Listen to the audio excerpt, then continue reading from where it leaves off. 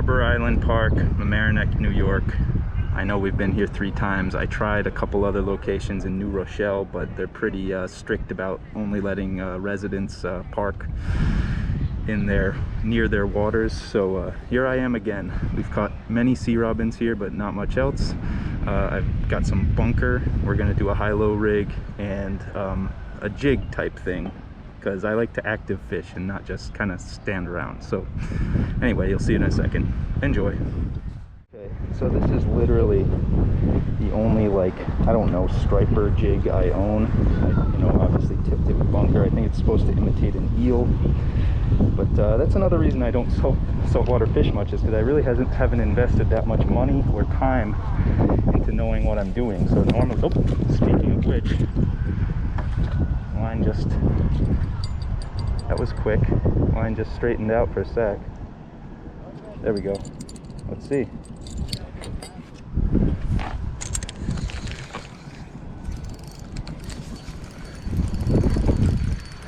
Not sure. Yep, something's on there.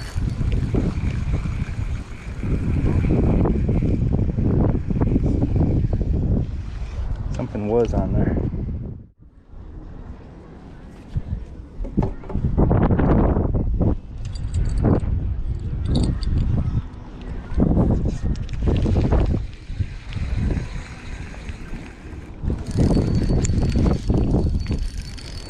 Might be fish. Oh, and we got one on the other, unless that's my own line. Yep, it's a sea robin.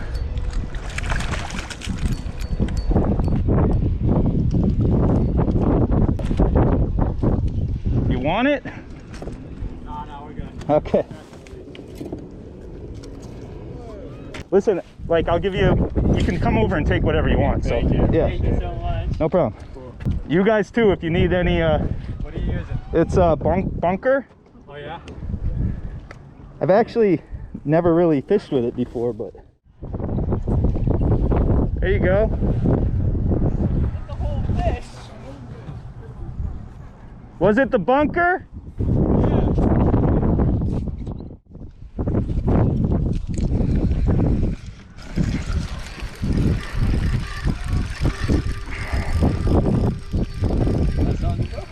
Something, yeah, probably just a sea robin. We'll see. Yep. What are you using? Yep, bunker.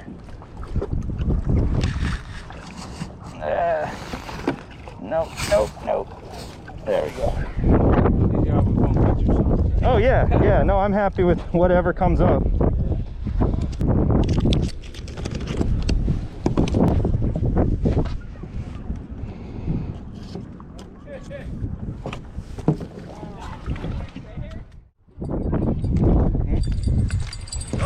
Dang.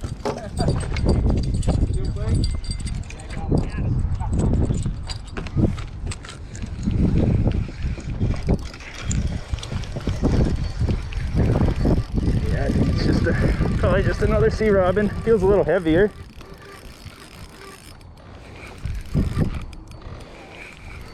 They're good to eat. The only problem they have too much bone. Yeah, I know. I'm taking them, but you know.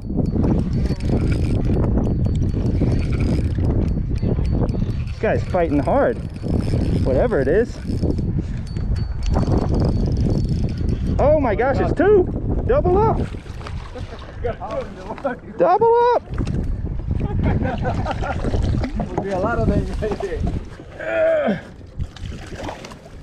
Yeah, but they start laughing at you see. They got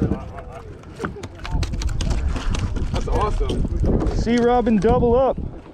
Wow, okay.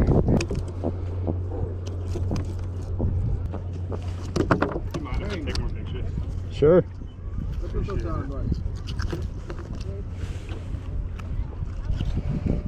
Need them for a class, and I feel like these are Oh, no problem, man. good photos.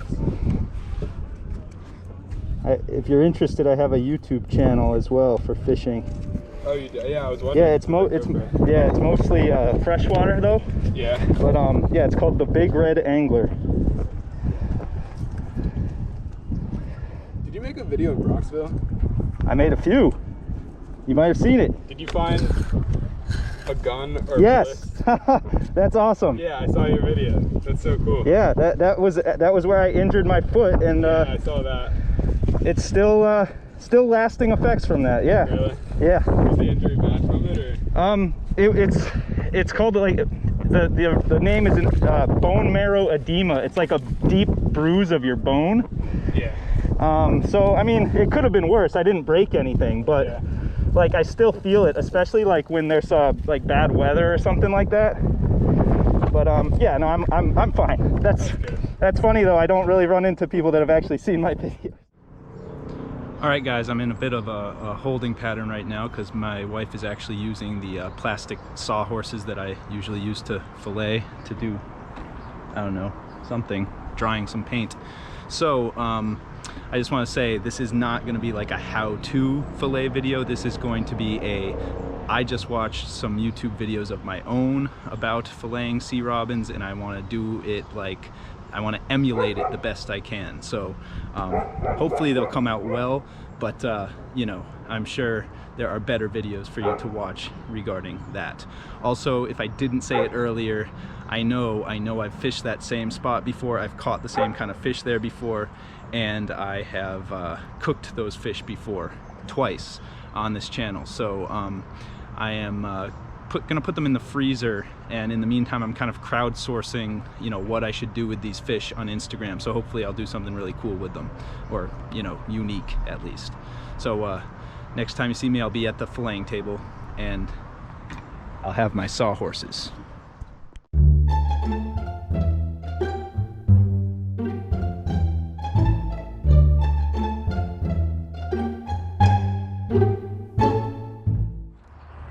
Okay guys, so here we go.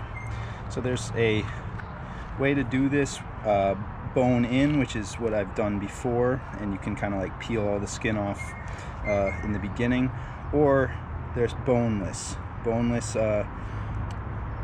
I mean, neither of them look that hard, but then of course in practice, you know, there's always some kind of problem. So the first challenge, this is very hard. This is a very hard part, the head right here. So the first challenge is just breaking that, you know, bone or plate, whatever it is.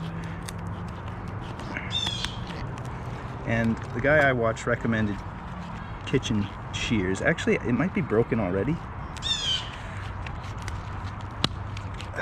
There we go. Got through there. Yeah, the shears have to be pretty sharp. Okay. So now, you're gonna turn the fish on its side. You're gonna cut at a 45-degree angle. You see this little horn right here? That's a good kind of guide. Okay. You'll hit, there's some kind of plate on the bottom. You want to make sure you have a sharp knife too, and this isn't that sharp really. Guess I could use the kitchen shears there as well, but anyway, okay, so I got through that tough whatever it is on the bottom, and now using the spine as a guide, you just want to cut along there. Oh, oops, wrong spine. Alright, so after all that, well, we did get a decent fillet out of it now. The guy that I watched, so this is the point where you take the skin off. That's one thing that makes it different than when you do the bone-in fillet, where you take the skin off first. Oh, my cat is here. He probably wants a snack. And he shows up in all my catch and cooks, doesn't he? Okay, then they said to grab onto the skin.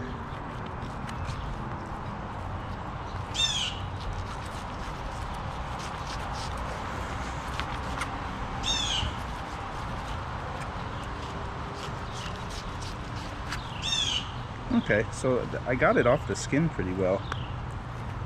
Alright, so now you have to deal with the bones. So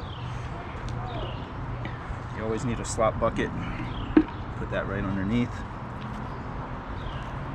Okay, so we got the rib bones to deal with and the pin bones. Again, guys, it will always look easier on YouTube than it does in real life if you've never done it before. Except if you watch my channel, and then I don't know what's wrong with you, honestly. Okay, hold on. I think here's the ribs, right? Yeah. All right, ribs. Cut at an angle. See, another thing is, and another reason I don't care about leaving bones in is because I'm like concerned about how much I'm wasting. But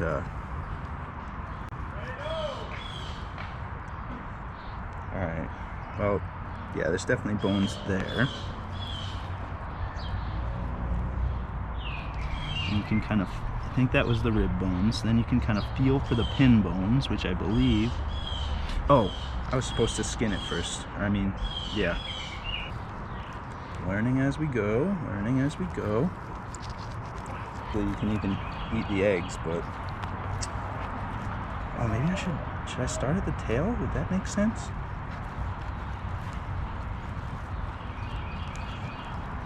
Maybe that's what the guy said, actually. All right. Okay, so that can go here. All right, so we got the rib bones. Now we have to find the pins, and they're right here. You can feel them if you know, put your finger on it. All right, now, oh, still a few bones there. Because these are starting to look more like what I saw in what I watched. So there's kind of like a V shape there. Less meat down here, more up here. All right, I think I'm getting better, folks.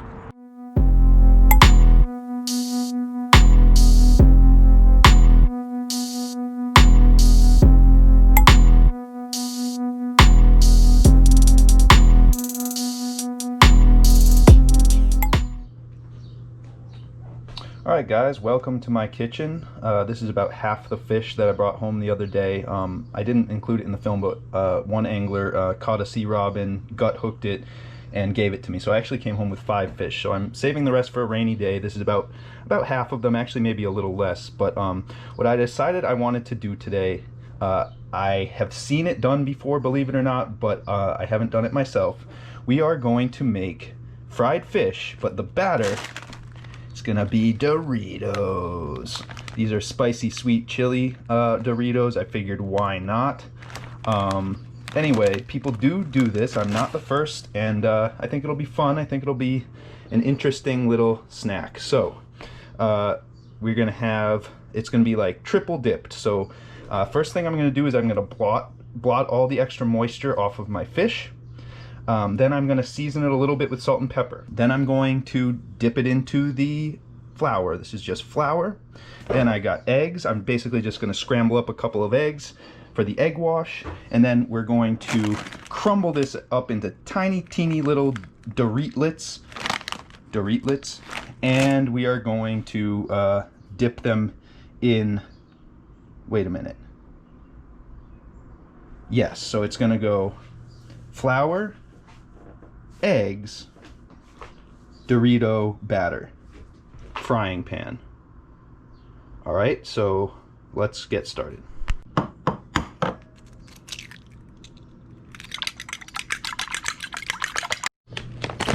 right, so pro tip on crumbling these up. I did this in Minnesota because I didn't have a rolling pin. I'm doing it now also because apparently I don't have a rolling pin in my own kitchen. Take your beer of choice. This one will do. Kind of local.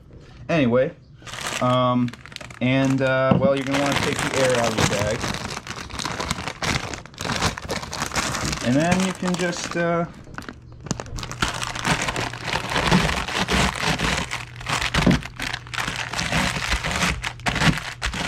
when I did this with pretzels in Minnesota, I discovered that I didn't do it enough. So I'm going to do this for several minutes here until we have a nice fine, almost like a powder. Now, whoa! Now, of course, if you're planning to drink this, I would wait a little while, unless you want to have an explosion on your hand in the kitchen. Maybe drink something else while you wait. Alright, let's see how I did. Pour it out into our bowl here.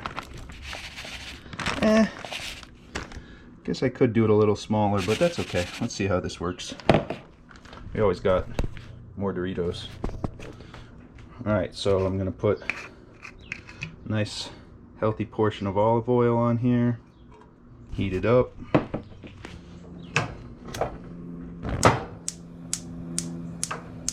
I don't know, I would imagine you want the heat pretty high. I know you can't really see that. So we're gonna wait for the olive oil to get nice and hot, and then we're gonna start the dipping process. Almost forgot. I'm gonna blot out the excess moisture just with a paper towel. Season with a little salt and pepper, pepper and salt. All right, that oil sound, it's already bubbling over there, so let's see how this works. Okay.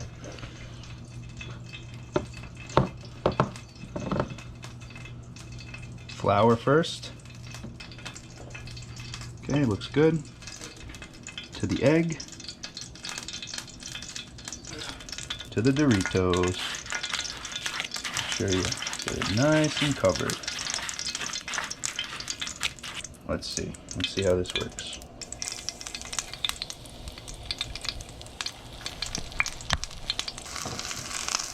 Alright, so you don't want to cook it too long, but I've seen like 3 minutes on one side, 2 minutes on the other.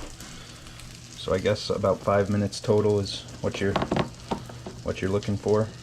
It's a perfect amount of Doritos there. Might even run out. Quick.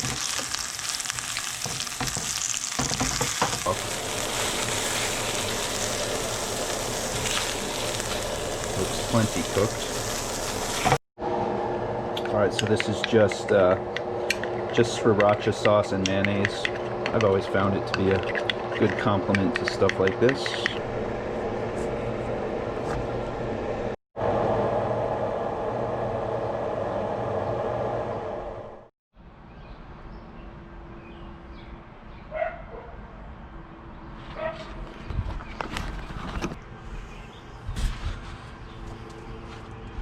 Okay guys, moment of truth.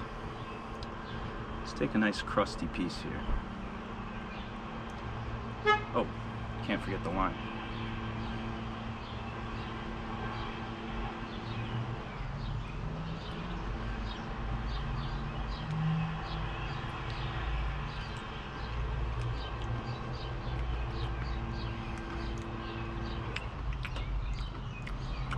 I've done a good job. This is really good, and it's very crunchy on the outside from those Doritos. You don't get like an incredible cheesiness, but you do get kind of that Dorito flavor, sweet chili Dorito flavor. Not incredibly fishy, surprisingly. Not too fishy. The flesh is very firm. It's got a bit of a sweetness to it. This is one of my favorite fish things I've ever cooked. I'm willing to say that after one bite.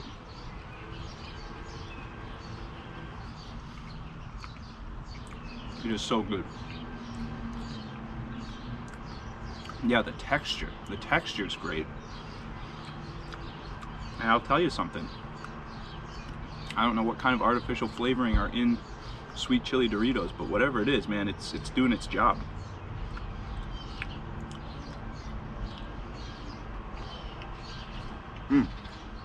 This is fantastic. This is really good. Very easy, and hey, we took, once again, everybody says it's a trash fish. Fillet it the right way, which I know I didn't really, but fillet it the right way, prepare it the right way, and you got yourself a delicious meal. Alright guys, I hope you like this. Hopefully I'll do some more catch and cook, some more saltwater fishing in the future. But now, I'm just asking you to like, to subscribe, and to fish like there's no tomorrow. Peace.